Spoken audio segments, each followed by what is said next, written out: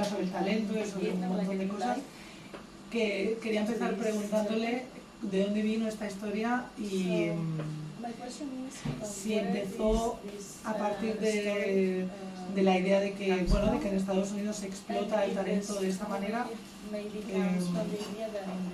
que alguien con talento hace como una especie de pacto fáustico con el capitalismo.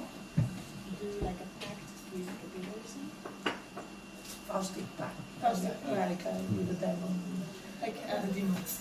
Yeah, big question. Sorry. People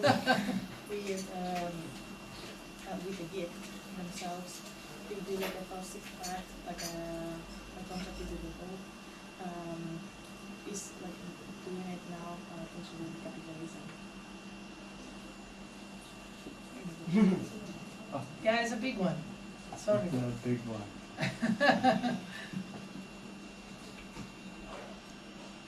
So the central question in the book is, if at the age of 18 you could have anything in the entire world you wanted, you could have anything in the entire world except what you really, really want, would you take it?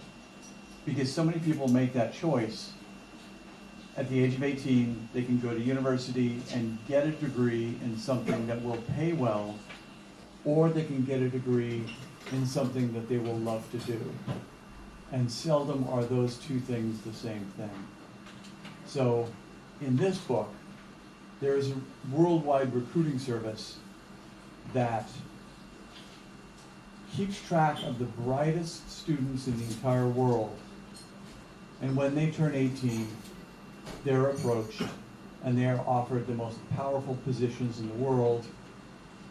But to get those positions, they have to give up their family and they have to give up any dream they ever had for how their life would be. Would you do that? Would you do that to become the king of Norway?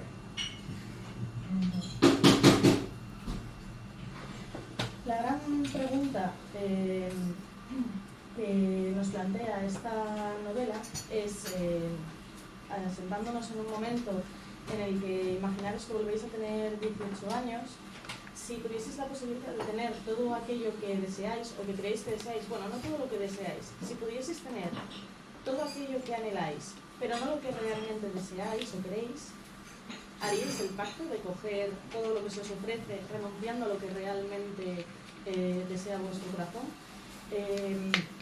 Esta es la premisa de la novela y es la pregunta que rodea toda la trama. La cuestión es que en el libro, en la novela, se ve muy bien dos partes de la sociedad. Muchas personas van a la universidad, consiguen una licenciatura y con ese título consiguen un trabajo que saben que les va a garantizar una vida segura. Mientras otras personas deciden a lo mejor hacer una titulación inferior o diferente y trabajar de aquello que les gusta y que les apasiona. Claro, en la novela hay una organización mundial de reclutadores al servicio de los grandes gobiernos, que lo que hace es coger a todos los alumnos estrella y una vez cumplen 18 años, decide que les va a ofrecer las posiciones de poder más importantes del mundo. Pero a cambio tienen que ceder y no volver a ver a su familia, renunciar a sus sueños. ¿Qué haríais vosotros? ¿Cogeríais una de esas posiciones de poder? ¿Querríais ser el rey de Noruega, por ejemplo? ¿Qué harías tú? ¿Cuál harías? What would you do, actually?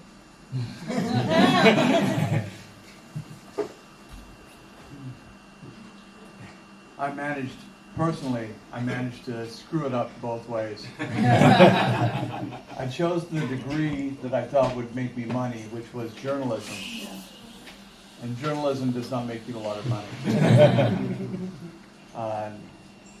And so I graduated from college and worked for a trucking company, building trucks for 13 years.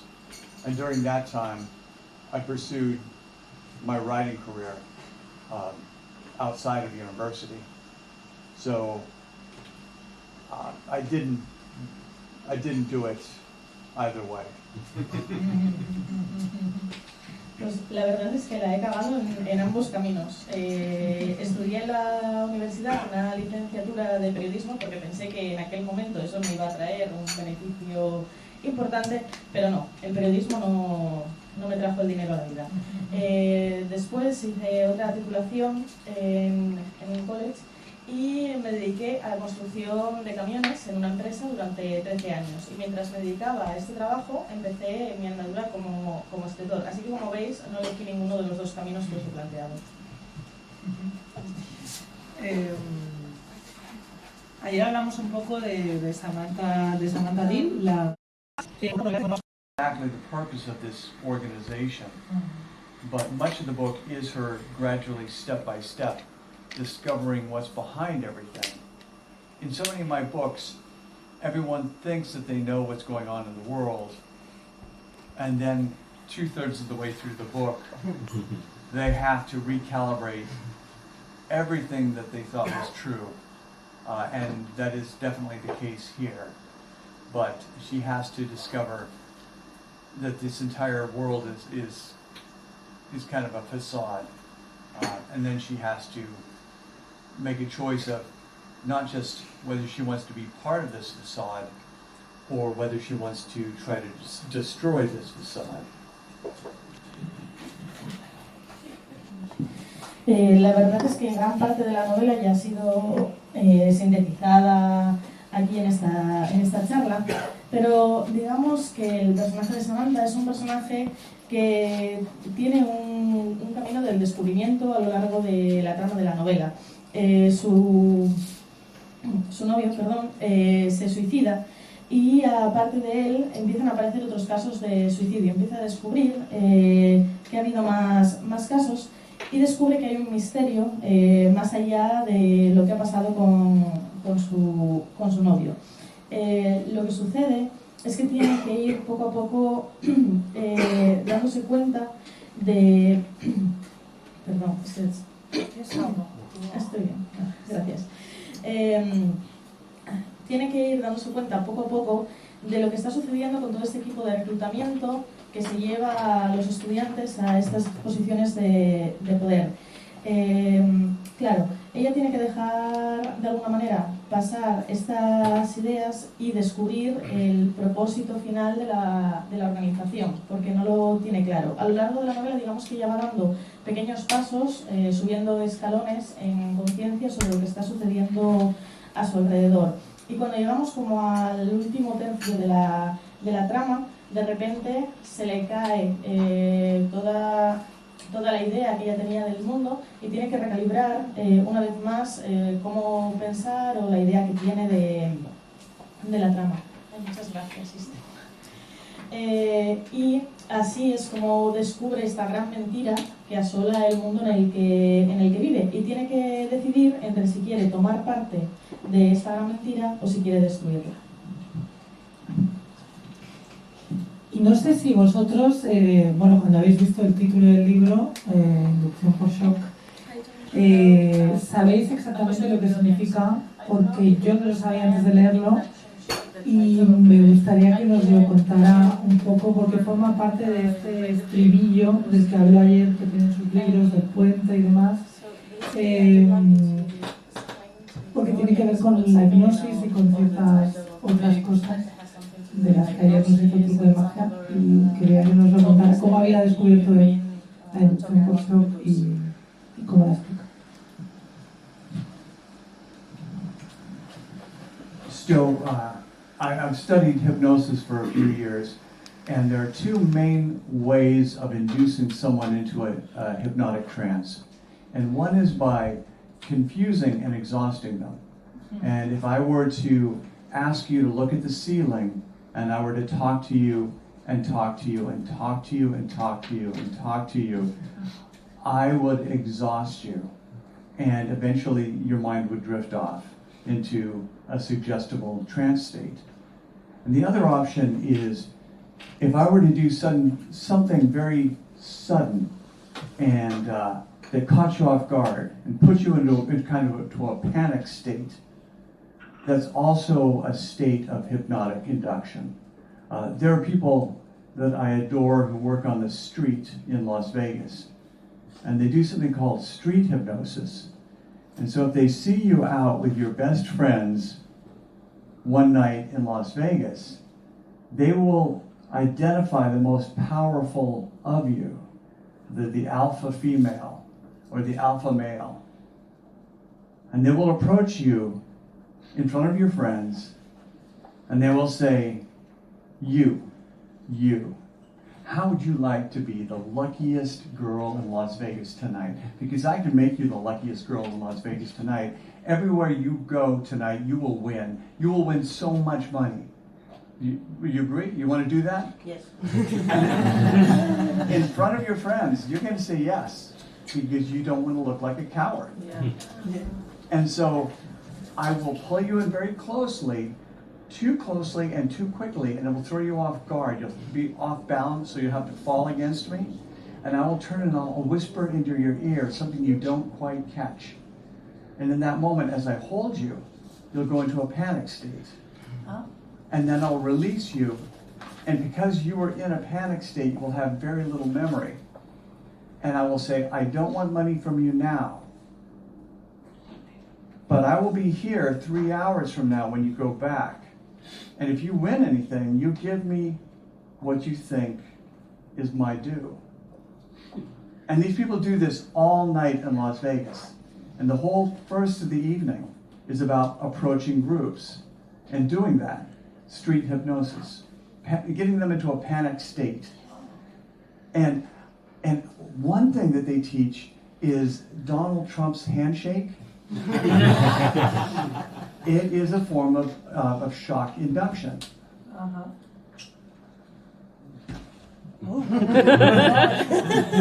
If you'll notice, whenever our president shakes hands with another president, Yeah. he grabs them and he pulls them in very close. He pulls them in much closer than they want to be. And as they're pulled in too close, they go into a hypnotic trance state because of panic. They don't want to be there. And that is one reason how street hypnosis works. And the best part of street hypnosis is that when people win money, they link it back to you. And the whole second part of your evening is just accepting hundreds and hundreds and thousands of dollars from people who think that you made them lucky.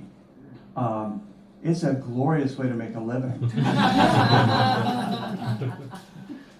And that's a lot to translate. Thank you. Pues lo cierto es que sí, estudié hipnosis durante varios años, y hay dos formas fundamentales de inducir una conciencia para ser permeable a la hipnosis. Una de las formas sería si yo os digo ahora, mirad al techo, y os ponéis a mirar al techo, y mientras estáis mirando al techo os digo, no podéis quitar la vista del techo, pero yo sigo hablando,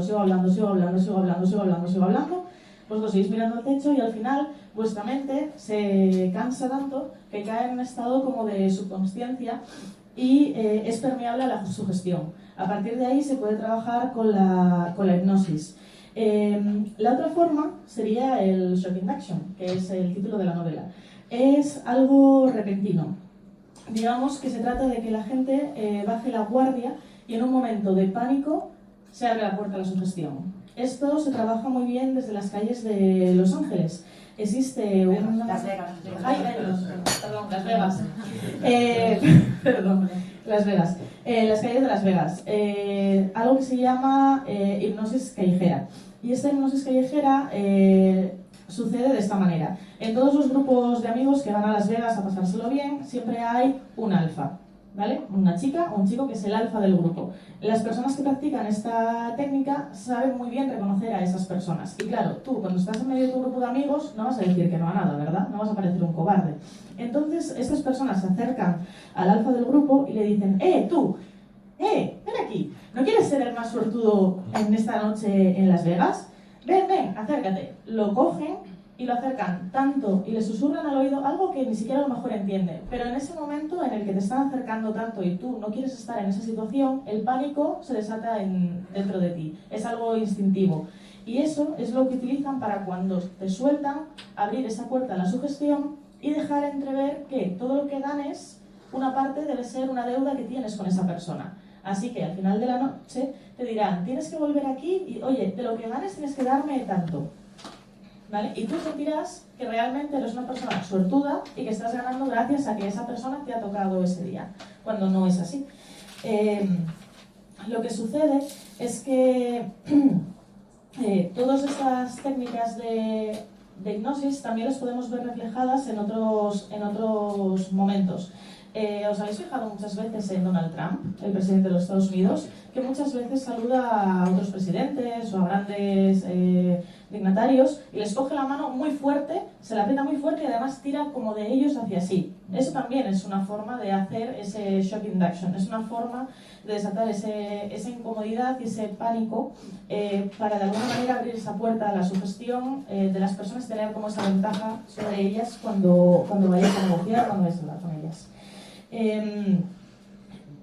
¿Cómo funciona? Pues al final estas personas que son como los, por así decirlo, abandonados de la suerte, acaban recolectando cientos, incluso miles de dólares al final de la noche y bueno, la verdad es que a mí tampoco me parecería una mala forma de ganar dinero.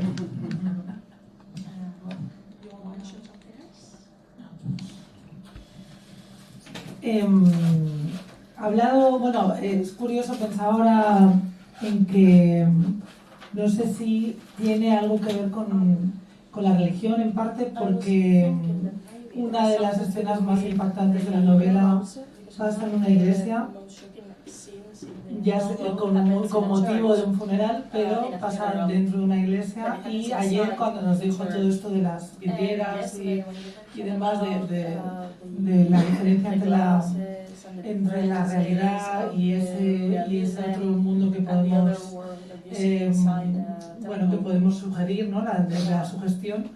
No sé si el mundo de la religión o de la iglesia tiene importancia en ese sentido. También hay una crítica dentro de la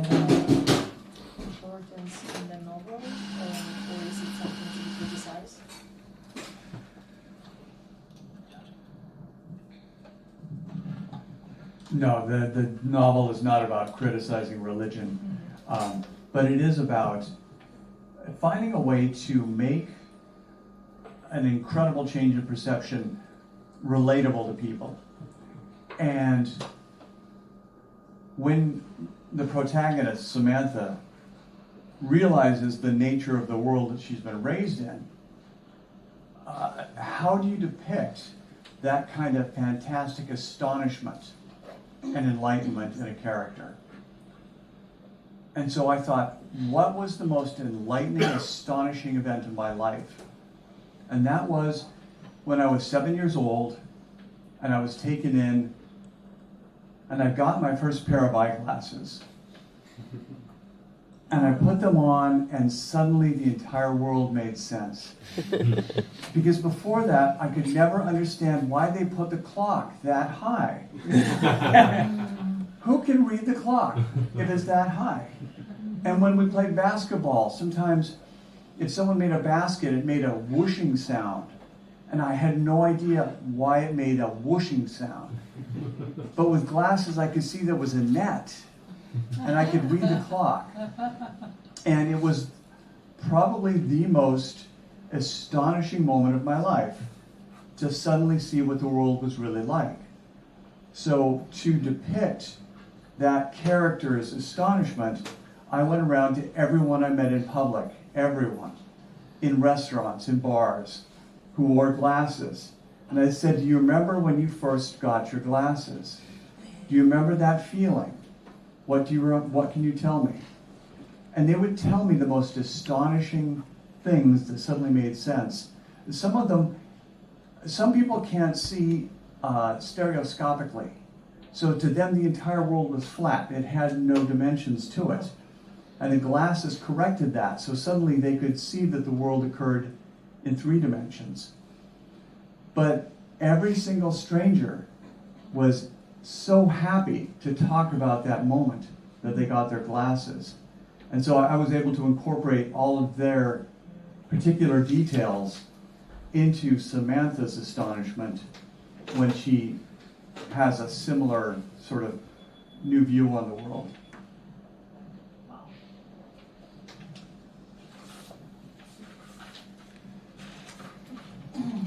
Pues lo cierto es que la novela no es una crítica religiosa, sino que trata de cambiar la percepción, de buscar un camino nuevo para entender la percepción del mundo. Samantha al final es un personaje que ha salido al mundo y cree en una naturaleza del mundo concreta y se da cuenta de que esa naturaleza del mundo no es la realidad, no es a lo que pertenece. Toda esa fantasía es lo que la asombra más adelante en la novela. Esto también me retrotrae a mí mismo, a cuando yo tenía 7 años y me puse unas gafas por primera vez.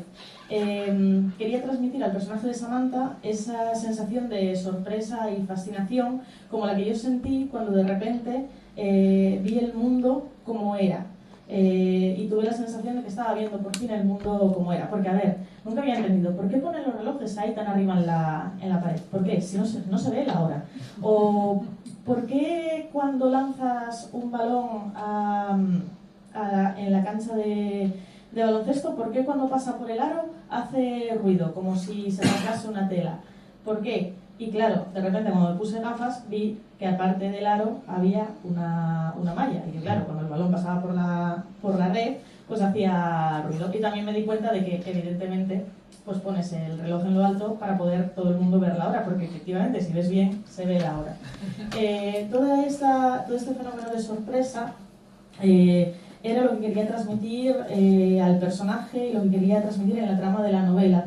Y para eso me vino muy bien hablar con otras personas y hablar de cuál fue el primer momento en el que se habían puesto unas gafas y cuál había sido su sensación. Y todo el mundo veía reflejado en lo que me contaba esa sensación de sorpresa, de sobrecogimiento al ponerse por primera vez unas gafas y poder ver el mundo como era. Por ejemplo, he de decir que no sé si sabéis que hay personas que no ven el mundo en 3 dimensiones. Hay personas que no tienen visión estereoscópica y entonces la única forma en la que no vean todos los elementos planos es ponerse unas gafas que corrijan este defecto en la percepción visual. Así que imaginaros lo fascinante que puede ser de repente ponerte unas gafas y ver el mundo en 3 dimensiones. Todo esto son elementos que quise incorporar a la trama como detalles que enriqueciesen el personaje de Samantha. Voy a hacer una última pregunta y podéis hacer 3 preguntas para que no se alarguen mucho, o sea que los que tengáis ganas de preguntar, id pensándola ya. Quiero preguntarte, porque sé que esto les va a gustar a todos mucho, que nos cuentes un poco de qué va tu siguiente novela, que es su primera novela de ciencia ficción. Literal, o sea, hay un personaje fuera de la Tierra y es genial la historia. Y quiero que hagas un pequeño pitch de estos que haces todo el tiempo. What's the novel about? Tiny, yeah. Tiny. Well, we're a long Like a pitch, yeah. Do you know Ray Bradbury's novel, The Martian Chronicles? Yeah. Yes. Do you know what a fix-up novel is? What? A fix-up novel is typically when a novelist has written a lot of short stories for magazines. And Ray Bradbury had written countless stories for science fiction magazines in the 1950s. And an editor was able to take several of them and say, you can combine these and you can make a novel out of them. Just write a few chapters to fit between them, and you've got a novel. And that's what they call a fix-up novel. And so I've always loved The Martian Chronicles, and I love fix-up novels in general, because they tend to contain very standalone short stories that also function as chapters. And so in next year's book, it is about a 19-year-old young man who has not seen his father in over 10 years. And he knows his father was a failed science fiction writer. So in order to try to find his father, he goes to the oldest, dirtiest bookstores, and he tries to find novels that his father wrote under 5 or 6 different names. Some male, some female, all these different names. And he also tries to find the installments of serialized stories that came out in magazines that his father wrote. And he can't get them in any particular order. So he gets them in whatever order he finds them. And as he starts to read these stories and these disjointed chapters, he gradually is able to discover where his father disappeared to. And so it's a quest to find his father through his father's not very good science fiction. Bueno, me imagino que todos aquí conocéis a Ray Bradbury y Crónicas Marcianas. Crónicas Marcianas es una novela que, bueno, en inglés él lo llama Fixed Novel, es, digamos, como una antología hecha de capítulos recopilatorios de diferentes historias a las que se les busca como un hilo conductor, ¿vale? Eso sería una Fixed Novel. Como novelista, a Ray Bradbury le encantaban todas las historias que se publicaban de ciencia ficción en revistas y en diferentes publicaciones, panfletos de los años 50. Entonces, un día, su editor le sugirió, oye, ¿por qué con todas estas historias que tú has escrito, por qué no haces una novela? Si buscas un hilo conductor y arreglas un poco las tramas, puedes conseguir unificarlo todo en un único libro. Y la verdad es que a mí me encanta leer todo este tipo de novelas antológicas que contienen historias, pero que a su vez tienen un sentido, una concordancia unas con otras. Ahora, si hablo de mi novela, todo empieza con un chaval que tiene 19 años y que está metido en la investigación para descubrir por qué ha desaparecido su padre, que era un escritor mediocre de ciencia ficción. Quiere encontrarlo y entonces para empezar la investigación decide acudir a todas estas librerías chustas que tienen estanterías polvorientas a ver si puede ir recabando una a una todas esas historias y pequeñas publicaciones en revistas que su padre había hecho. El problema es que su padre utilizaba un montón de seudónimos, además de hombres y de mujeres. Entonces tiene que ir poco a poco recopilando estas historias, estas noveletas, y se da cuenta, una vez lleva recopiladas unas cuantas, de que si él es capaz de ponerlas en el orden correcto, cuenta la historia de cómo desapareció su padre y de dónde está. Y ahora, tenéis, los que tengáis preguntas, levantad la mano rápido, 1, 2, y hay una tercera si queréis. ¿Empiezas tú? Vale, ¿en inglés o en castellano? Como tú quieras. Vale, en castellano, ¿no? Más fácil. Bueno, ¿la oyes? No. ¿Sí? Venga, dale fuerte. O si no, Vale. tienes que hacer así. Yo te quería preguntar sobre una cosa que nos contaste ayer, que las mejores ideas de tus novelas salen de esas ideas que alguien te dice no lo escribas. Entonces quería preguntar si había alguna idea tan descolocada que hasta ahora todavía no la has colocado en ningún libro.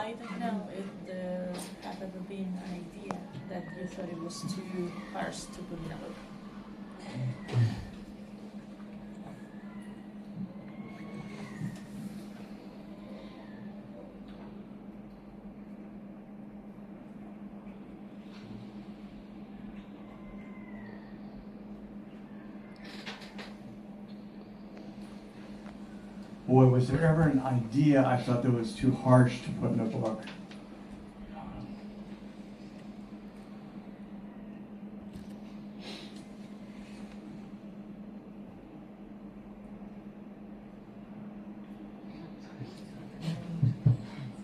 Yeah, boy, there are ideas that I've tried that my editor would not allow.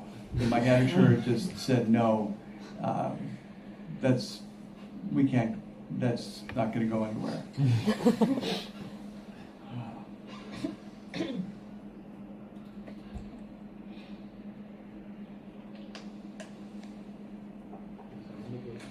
You catch me off guard. I really can't think of an idea that is too harsh, because I think that writing a book is about, number one, charming me into going as far as possible into a topic, and then ultimately charming the reader into going into that same topic.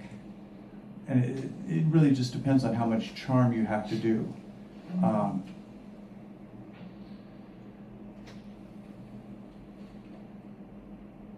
Yeah, so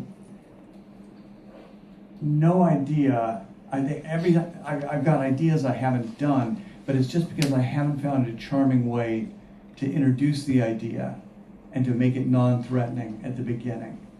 I had that story, Guts, that would make people faint. And that had to be very funny on the front. It had to make people laugh for 2/3 of the story before it went to the extreme place and made them faint. So it's just a matter of how charming it can be at the beginning. But I think I could write about anything if I have a very charming way to start.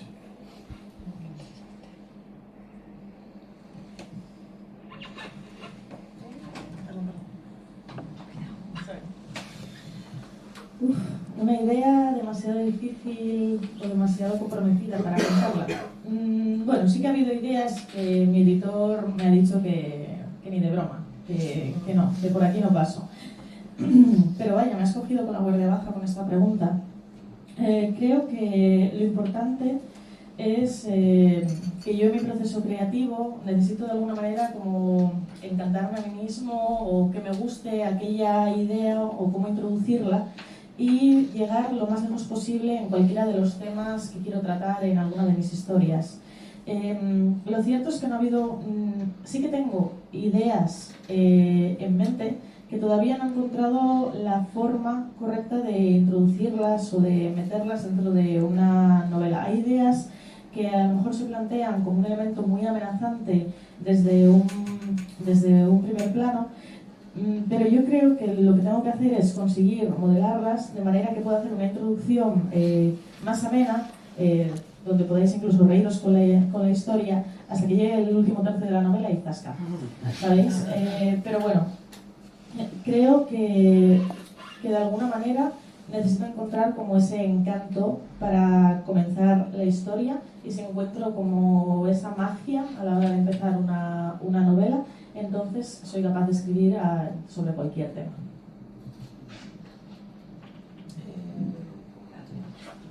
Escribir una novela es un trabajo solitario, pero tú decidiste continuar el Club de la Lucha en formato cómic, por lo que tuviste que cambiar tu trabajo en solitario para compartirlo con todo un equipo creativo. ¿Cómo fue la experiencia y por qué decidiste continuar esa historia de esa particular forma?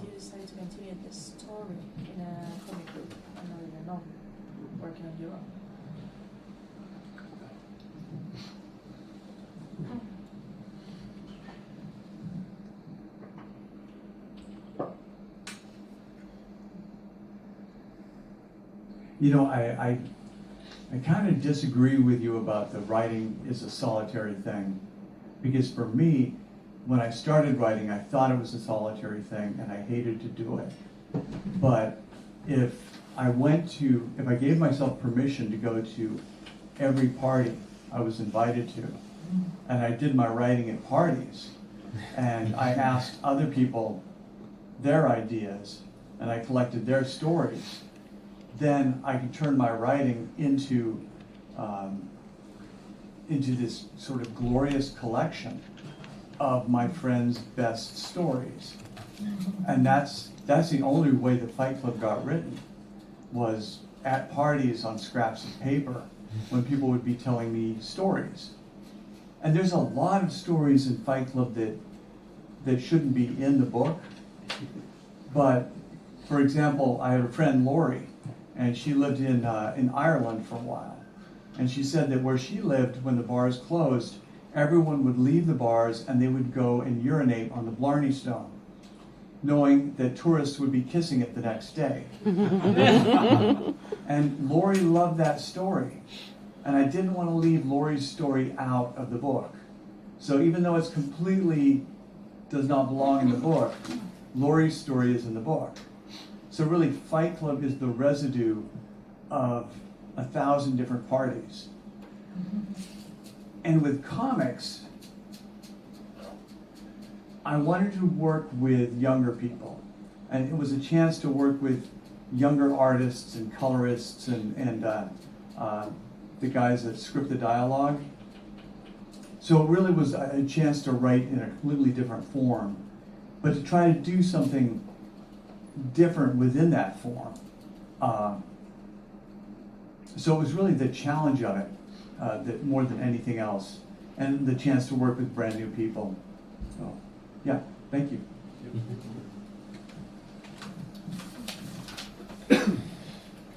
Pues no estoy de acuerdo. No creo que el trabajo de escribir sea un trabajo solitario. De hecho, al principio, cuando empecé a escribir y me vi solo, lo odiaba, no me gustaba.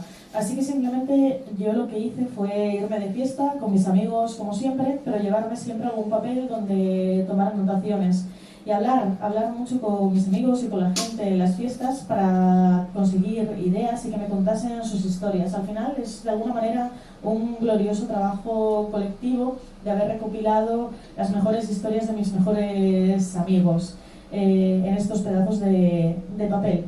De hecho, habla sobre el Club de la Lucha. En el Club de la Lucha pues, es un compendio de muchas historias, como digo, de muchas fiestas a las que fui. Por ejemplo, cómo iba a dejar la historia de una de mis mejores amigas que se había ido a Irlanda, que era irlandesa, y que me contaba que cuando se acababa la noche en los pubs de la ciudad, los que quedaban se iban a mear a una de las rocas que sabían que al día siguiente los turistas iban a ir a besar porque era un monumento. Fascinante. ¿Cómo iba a dejar yo esta historia fuera de la trama de la novela? Al final, como digo, es un libro que es un compendio de más de 1000 fiestas y de un montón de historias y de curiosidades que me ha ido contando un montón de gente. Me preguntas por el cómic. Con el cómic yo lo que quería era hacer una narración diferente, quería experimentar en otro medio y trabajar también con artistas más jóvenes, con artistas, con coloristas, con guionistas que también ayudaron a adaptar la trama, y es un trabajo de escritura diferente, pero también quise darle un toque peculiar, aunque sea un medio distinto, quise también transmitir las cosas igual no de la forma más habitual dentro del medio del cómic. Fue un reto increíble y una gran oportunidad de descubrimiento. La última pregunta de todas. ¿Hay alguien? ¿Quieres hacer tú? Venga.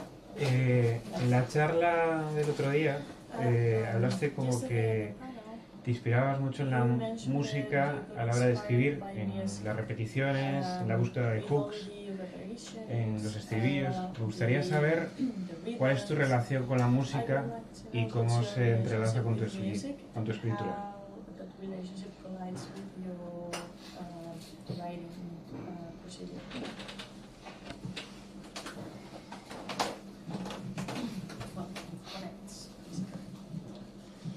The first way in which music influences my writing is I came of age in the late 60s and 70s when folk music was dominant.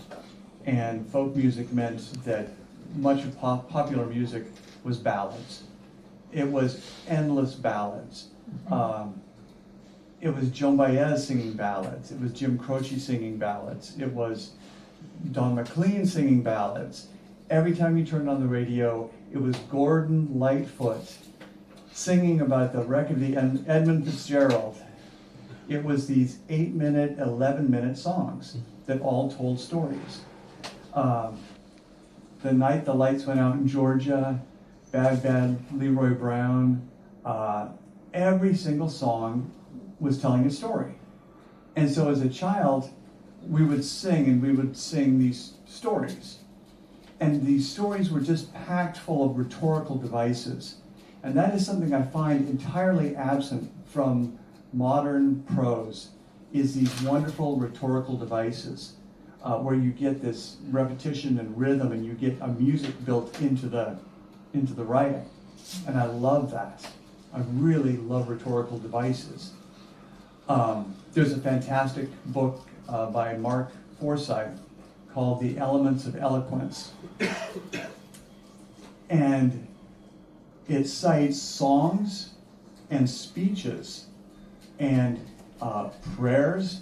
The Bible has a huge amount of rhetorical devices. Poetry has rhetorical devices. But basically, everything that is meant to be read out loud is filled with rhetorical devices to make it very memorable. And the man from whom I learned writing learned from a man in New York who made his students read out loud. And so to read out loud and to make your stories work in front of fellow students, I had to use a lot of rhetorical devices. They had to read like a song. And they had to be very sticky and memorable, like the lyrics of a song. And that's why you're constantly seeing chunks of Fight Club. The first rule of Fight Club: I am Joe's white knuckles. You are not your khakis. Deliver me from clever art. All these rhetorical devices, some of which are lifted from the Bible, from the Lamentations. 30 years later, that book was published 30 years ago. People are still saying these lines from the book because they're rhetorical devices. And rhetorical devices work in songs, and I think they should be used more in long-form prose because they are gorgeous and they are sticky. I'll leave it at that. And ballads. I wish ballads would come back.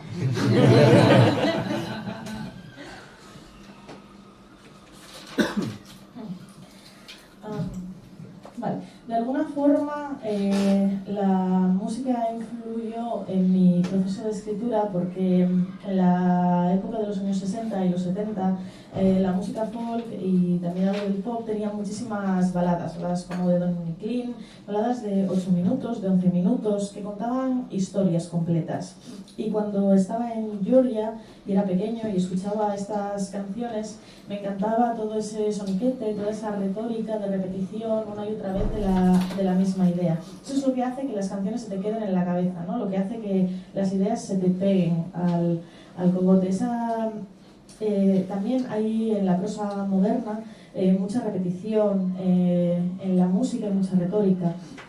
Por ejemplo, me viene a la mente un libro de Mark Forsyth, que es The Elements of Eloquence, los elementos de la elocuencia.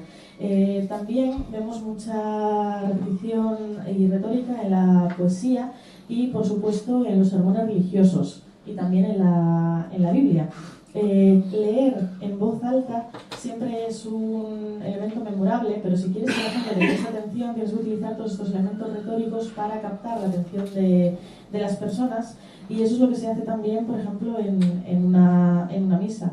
Me acuerdo que yo tenía un profesor también que nos hacía leer mucho en voz alta y con estos soniquetes para que se nos quedase la lección. Y eso es lo que yo quise transmitir, por ejemplo, en el Club de la Lucha, con las reglas del Club de la Lucha. O sea, 30 años después de haber escrito esta novela, mucha gente todavía viene a mí y me recita las reglas del Club de la Lucha. Entonces, creo que todos estos elementos retóricos son muy importantes porque son memorables, porque la gente los va a recordar, y tengo la sensación de que en las novelas, en la prosa más larga, deberían ser introducidos y utilizados más a menudo. Y además, ¿por qué no vuelven las baladas? Me encantaría que volviesen las baladas. Bueno, sí, que pues ya estamos. Muchas gracias a todos por venir. Ahora sí podéis dar un aplauso.